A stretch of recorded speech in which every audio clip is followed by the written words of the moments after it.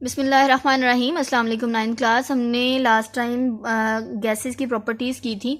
आज हमने अपना टॉपिक नेक्स्ट स्टार्ट करना है लाज रिलेटेड टू गैसेस। हमारे पास दो लाज होते हैं, Boyle's law and Charles law.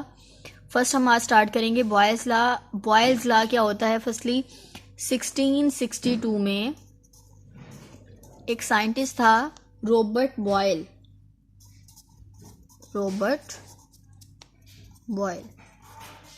इसने रिलेशनशिप बताया था between volume and pressure. Volume और प्रेशर के दरमियान में इसने क्या बताया था? रिलेशनशिप बताया था eight constant temperature.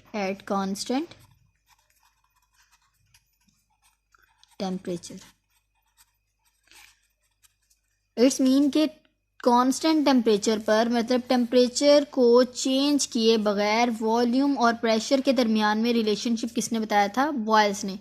According to this law the volume of a gas is inversely proportional to the pressure of a gas. मतलब वॉल्यूम और प्रेशर एक दूसरे के क्या है? इनवर्सली प्रोपोर्शनल थे according to Boyle's law. Volume is inversely proportional to pressure. Volume को represent किया जाता है V से, प्रेशर को रिप्रेजेंट किया जाता है P से। अब इसको पहले मैं डिस्कस करूं तो हमारे पास एक कंटेनर है। इन केस हम यहाँ पर 3 कंटेनर लेते हैं, जो कि आपकी बुक के ऊपर भी उसने मेंशन किया हुआ है, उसके लिहाज से हम लोग कर लेते हैं एग्जाम्पल एक्सपेरिमेंटल। ये मेरे पास 4 जो है वो कंटेनर है, और इस कंटेनर में फॉर एग्जांपल ये मेरे पास इसके अंदर सारी की सारी गैस मौजूद है। ठीक है, इस गैस का जो वॉल्यूम है, the volume of the gas is 1 decimetre cube. मैं यहाँ पर ही अंदर मेंशन कर रही हूँ इसको। 1 डेसीमीटर क्यूब इसका वॉल्यूम है, और इसके ऊपर जो हमने प्रेशर एक्सर्ट किया हुआ है दैट इज़ द वॉल्यूम, और प्रेशर जो एक्सर्ट किया हुआ है वो है जी मेरे पास 1 एटमॉस्फेरिक प्रेशर। मतलब थोड़ा सा मैंने प्रेशर लगाया, तो थोड़ा सा प्रेशर लगाने से इसके वॉल्यूम में इतना कोई इफेक्ट नहीं हुआ। सेकंड मैंने क्या किया? प्रेशर को इंक्रीज कर दिया। प्रेशर मैंने कर दिया 4 एटमॉस्फेरिक प्रेशर, तो मेरे पास इसका वॉल्यूम क्या हो गया है? डिक्रीज हो गया है as compare to this one. ये हो गया 0.5 डेसीमीटर क्यूब। जस्ट एक एग्जांपल के तौर पर ही बता रही हूँ, वैल्यूज़ आप चेंज भी कर सकते हैं, लेकिन यहाँ पर यह है कि जैसे जैसे आप लोग अपना वॉल्यूम जो है, सॉरी प्रेशर जो है वो इंक्रीज़ करते जाते हैं, जो वॉल्यूम है वो क्या होना शुरू हो जाता है? डिक्रीज़ होना शुरू हो जाता है। प्रेशर मैंने इंक्रीज़ किया तो आप देख सकते हैं वॉल्यूम क्या हो गया है? डिक्रीज़। इस तरह अगर मैं यहाँ पर एटमॉस्फेरिक प्रेशर, जो प्रेशर है, अगर उसको और ज़्यादा इंक्रीज़ कर दूँ, यहाँ पर मैंने 6 एटमॉस्फेरिक प्रेशर कर दिया, मतलब अगर फॉर एग्जांपल मैं वेट रखती जा रही हूँ तो वेट मैंने और ज़्यादा इंक्रीज़ कर दिए, तो मेरे पास वॉल्यूम और ज़्यादा कम हो गया, which is equal to 0.33 decimetre cube. मतलब इतना ज़्यादा कम हो गया। इसके बाद फोर्थ कंडीशन में मेरे पास ये है कि मैं इसका जो प्रेशर है वो और ज़्यादा जो है वो इंक्रीज़ कर दूँ, तो मेरे पास जो वॉल्यूम है वो कितना रह जाएगा? 2.5 डेसीमीटर क्यूब। तो आप इन चारों कंडीशंस में देखें, मैंने प्रेशर इंक्रीज़ किया, प्रेशर के इंक्रीज़ करने से वॉल्यूम क्या होना शुरू हो गया? डिक्रीज़ होना शुरू कर दिया। अगर मैं पहले वाले को फोर्थ वाले के साथ कंपेयर करूं तो आप देख सकते हैं यहाँ पर 1 एटमॉस्फेरिक प्रेशर था तो वॉल्यूम ज़्यादा था, मैंने प्रेशर इंक्रीज़ कर दिया तो वॉल्यूम क्या हो गया? बहुत ज़्यादा डिक्रीज़ हो गया। तो एक चीज़ के बढ़ने से दूसरी चीज़ अगर कम हो तो हम कहते हैं कि इसका रिलेशन कौन सा है? इनवर्स रिलेशन है। कौन सा रिलेशन है? इनवर्स रिलेशन है, inversely proportional. Volume is according to Boyle's law the volume of the gas is inversely proportional to the pressure at constant temperature. Temperature को हमने क्या रखना है? कांस्टेंट रखना है। अगर हम यहाँ पे प्रोपोर्शनलिटी कांस्टेंट जो है वो लगाएं तो क्या होता है? V is equal to K is the proportionality constant is multiply by 1/P। वैसे ही आ जाएगा। P इधर क्या हो रहा है? डिवाइड, दूसरी साइड पे जाके क्या हो जाएगा? Multiply. VP is equal to K। It's mean the product of volume and pressure is always equal to constant. Product of volume and pressure always equal to constant.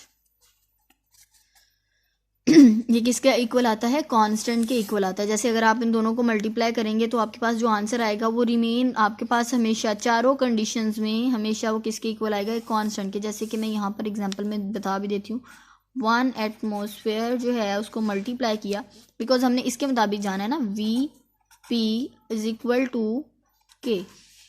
Volume था मेरे पास 1 decimetre cube, ठीक है, sorry decimetre cube.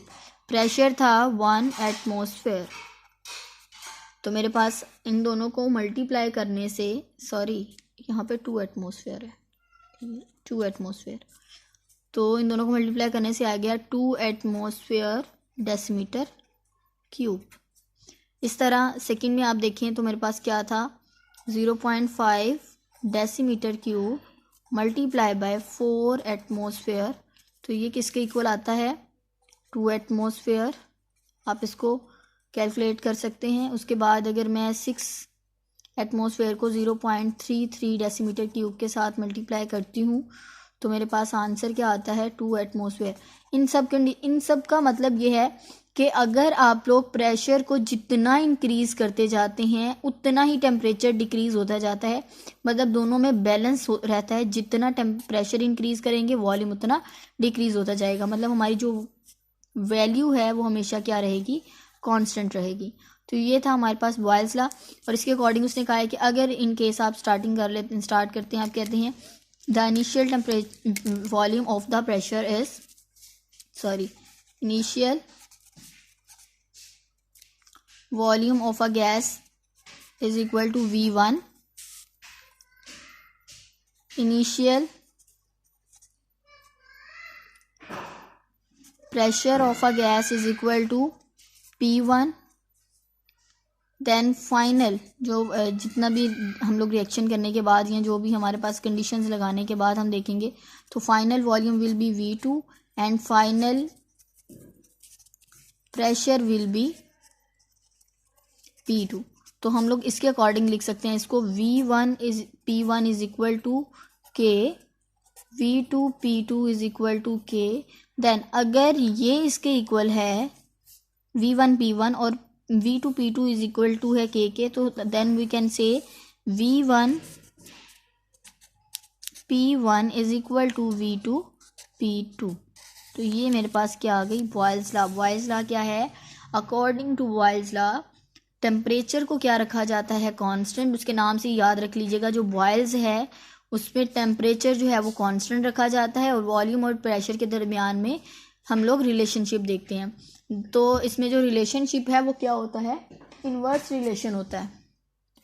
तो इसमें हमारे पास volume और pressure क्या है? इन्वर्स रिलेशन आता है कि एक चीज़ के ज़्यादा होने से दूसरी चीज़ क्या होती जाती है? कम होती जाती है। जैसे हमने प्रेशर को इंक्रीज़ किया तो वॉल्यूम हमारे पास क्या होता गया?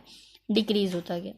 ओके क्लास, इसको अच्छे तरीके से याद करिएगा। इसमें ये लॉन्ग क्वेश्चन के तौर पर भी बहुत ज़्यादा इंपॉर्टेंट है, ठीक है, और एज अ शॉर्ट भी ये पूछा जाता है। तो आपने स्टेटमेंट इसकी अच्छे तरीके से याद करनी है, वेरिफिकेशन भी इसकी याद करनी है। Okay, wish you best of luck. अल्लाह हाफिज़।